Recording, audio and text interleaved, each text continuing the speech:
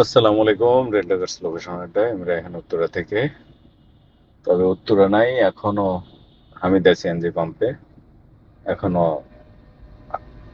17-18টা গাড়ি আছে সামনে। 12টা বাজে গ্যাসের সিরিয়াল লাগাইছি। আস্তে আস্তে হাঁটি হাঁটি পা পা করে গাড়ি এগোচ্ছে। আধা ঘন্টা পর পর এরকম মনে হচ্ছে, তারপরেও কিছু করার নাই। গ্যাসটা নিতে পারলে তারপরেও শুকরিয়া জানাই মহান আল্লাহ তাআলার দরবারে। দেখা যাক কতক্ষণ সময় লাগে।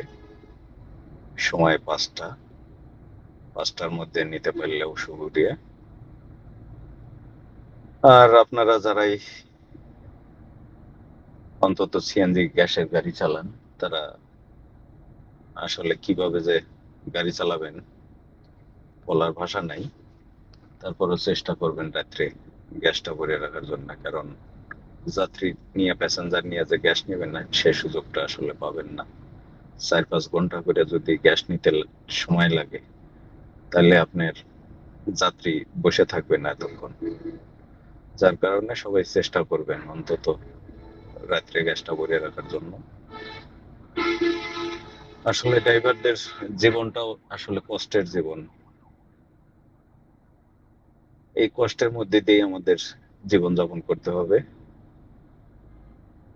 আর কিছু বলার নেই। সবাই ভালো থাকবেন, সুস্থ থাকবেন, নিরাপদে সাবধানে গাড়ি চালাবেন। আল্লাহ হাফেজ। সালামু আলাইকুম। রেটিকাস লোকেশন আড্ডা, আমি উত্তরা থেকে বাবুল। বর্তমান অবস্থান স্টেশন রোড।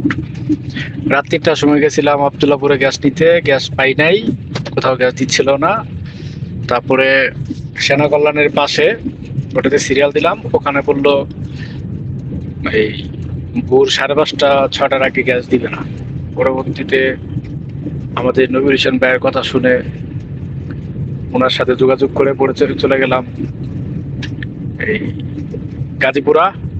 গাজীপুরাতে ডান ছেড়ে, যেটা নবীর হোসেন ভাই যেটার কথা বলছিল, ওইটা 10-15টা গাড়ি ছিল ঠিকই, কিন্তু প্রেশার ছিল মাত্র 80। যার কারণে নেই নাই। পরে চিন্তা করলাম যে যেদিকে আসছি তাহলে মার্কোতে একটু ট্রাই করি।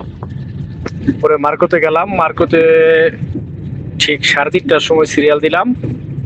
সিরিয়াল দিয়া এই 6:20-এ গ্যাস পাইছি, 200 প্রেশার।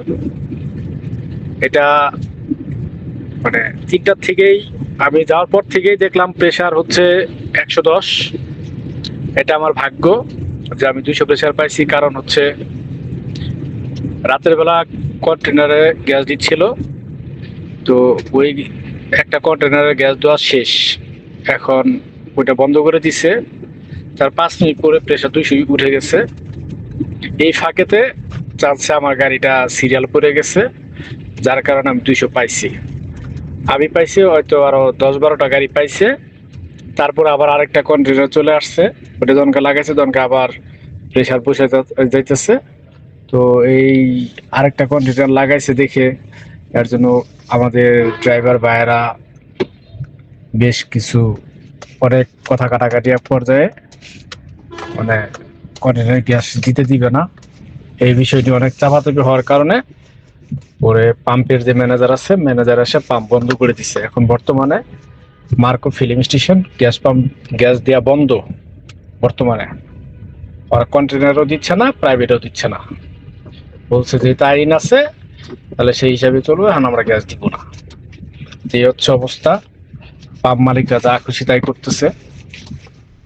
নিকেল কথা বললেও কোনো কাজ হচ্ছে না, কারণ তারা কন্টেনারে গ্যাস দিবেই।